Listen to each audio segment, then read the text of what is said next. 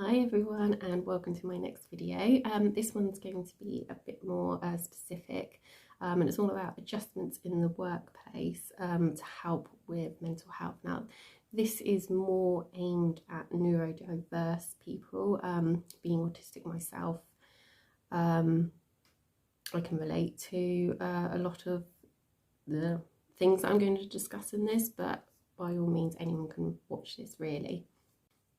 So, being autistic and running a business certainly presents its challenges. I, for one, have quite a big problem with communication. I know I'm doing a lot of videos, but that's very different to dealing with people face to face or online. And you know, it's things like how to write a great Instagram post, or descriptions for your product, or anything that to do with selling out there. I do struggle with a lot, and a lot of the advice given is very generic, and a lot of specific advice to your business requires paying for a course, which, I mean, that's completely understandable. They're not going to want to do all that work for one person for nothing. But something for myself where I'm not employed, I can't afford to do that. So I do have some advice out there. This isn't about how to make more sales. It really is just how to sort of cope a bit with running your own business. Okay, so the first golden rule really that I have is thinking about the definition of insanity. So for those who don't know, Einstein's definition of insanity is repeating the same thing over and over again and expecting different results. So if you are just constantly posting pictures of your products to Instagram or Facebook or whatever, and you're not getting interactions, you're not getting sales from it, you need to think, why am I still doing this? Okay, this isn't like, okay, well, just give up, because I'm not saying that at all. I'm saying to change things up. So post videos instead, perhaps try and post at different times of the day to see if you get more results that way, using different hashtags, perhaps going on YouTube and searching for how to do a good Instagram post or what have you, because it's doing that change, doing something different, then you might be able to see different results, because it's just going to get to you if you're just posting the same thing every day, not getting anywhere. You're wasting hours every single week, and that's just gonna make you more stressed and more unmotivated, and we don't want that. Okay, so my second rule, and this is a bit of a longer explanation, and that is, imagine yourself as a staff member only.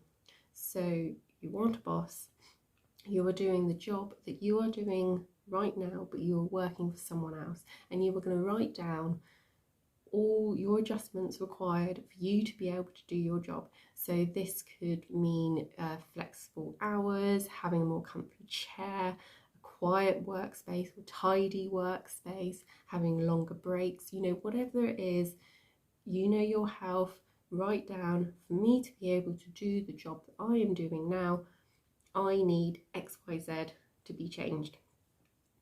And then the great thing is, you are your own boss. So take that staff hat off, put your boss hat on, go through this bit of paper and look at it and think, right, I need to make these changes to do my job properly. Because if you don't, it's going to affect your health so much. Excuse me, you're going to burn out, have meltdowns, get stressed and get ill. It's going to affect your social life and, well, all aspects of your life.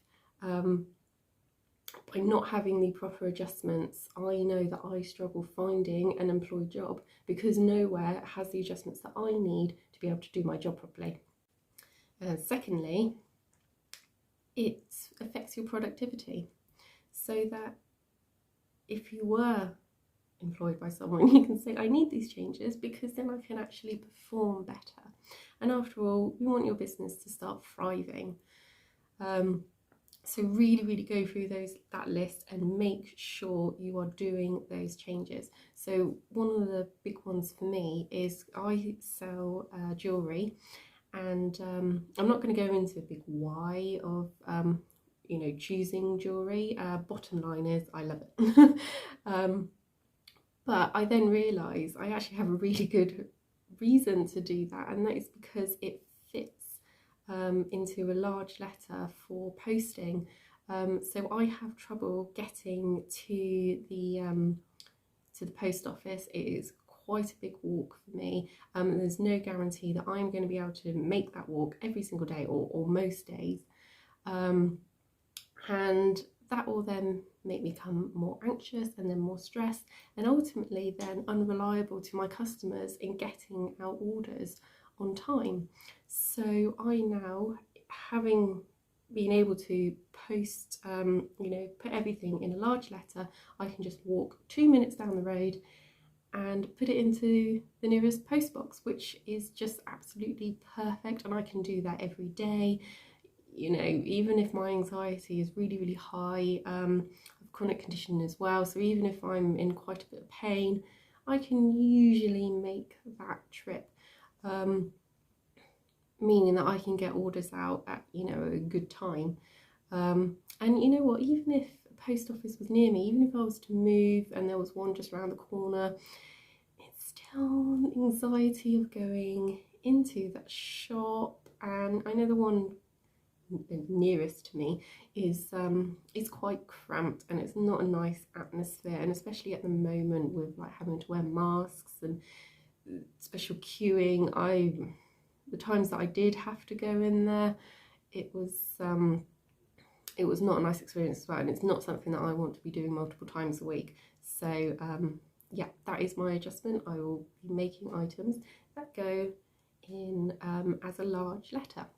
Okay, and then my final bit of advice, which kind of actually just fits in with the whole adjusting to your health, but that is that there's a lot of experts that will tell you to do one task at a time. Now, I can totally see the benefits of that. You don't want to start stressing yourself out with doing multiple things at the same time. However, for me, being autistic, and there's a lot of autistic people out there who do struggle with executive function, I can't do one task at a time. It makes me more fidgety and irritable, and that isn't great. So at the moment, on my to-do list, I actually have 7 projects that I want to be getting on with. So this doesn't include my daily stuff of making orders or keeping on top of admin. This is 7 projects to help expand my business and build on it and keep it going, basically. So I've decided, for me, 3 is the magic number. So I've picked the 3 most sort of highest priority tasks of those 7, and I'm doing 3 at a time. So when I say 3 at a time, I don't mean half an hour of one, half an hour of another, and constantly be doing that, because I think that gets too much. It's more things like one day I'm doing one task, the next day will be the second task, or one morning I will spend a good few hours on one task and in the afternoon do another one. But basically, if it's not my normal day-to-day stuff, or if it isn't one of those 3 tasks, I don't even want to think about it. So these other 4 of my 7 project to-do list thing, I am completely ignoring. I'm not even thinking about it until I get these 3 done. So as soon as I complete one, I'm going to look at my remaining 4 tasks and bring one of them forward, so that I am always doing 3 at a time. But for me, it's one or 2 tasks isn't enough. Again, like I said, fidgety, irritableness, not good. But 4, 5, 6, 7 tasks at a time, then we're looking at stress and burnout.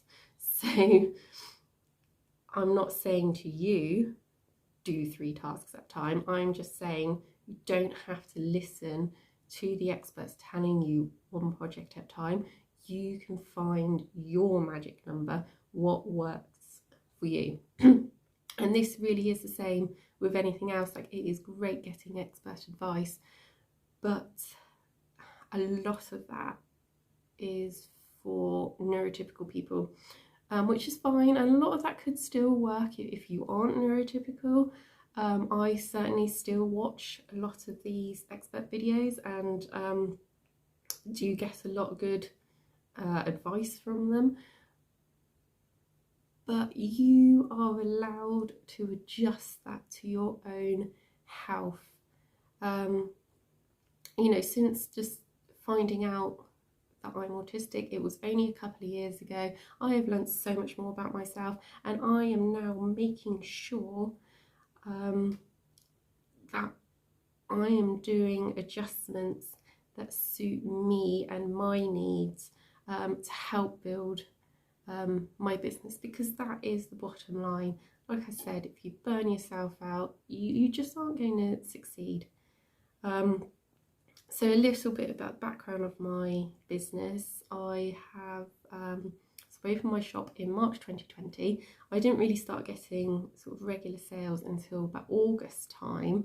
It then took off quite a bit over the Christmas period, which was absolutely fantastic. Of course, it naturally went down a little bit in the new year, but still kept quite good. That I was thinking, yes, I've got it. At the moment, I'm actually going through quite a bit of a quiet period. It's I think a lot of sellers are experiencing this at the moment, so it's not just me, but I have worked really hard to go from 1 or 2 sales a week to multiple sales a week, and I'm now at that sort of stump of how to go from a nice trickle of orders to a proper thriving business. But at least I'm getting there. If I look back on what I have achieved, it is brilliant, and I know that, you know, having excuse me, flexible hours and stuff like that has really been the key for me to keep going. So there you have it. I hope there has been something that you found useful. Like I said, that I'm not an expert. I really am just an autistic person trying to get a slice of the business world, and this is just things that I have found over the year that has helped me to keep going, to keep getting up each morning and doing what I need to do to keep my business running. Otherwise I would have run myself completely into the ground by now. So yeah, if you can give this video a thumbs up, that would really help me. Definitely you can comment below. Please do subscribe to my channel. I'll be posting more videos of a whole variety of things. So yeah, thank you for watching.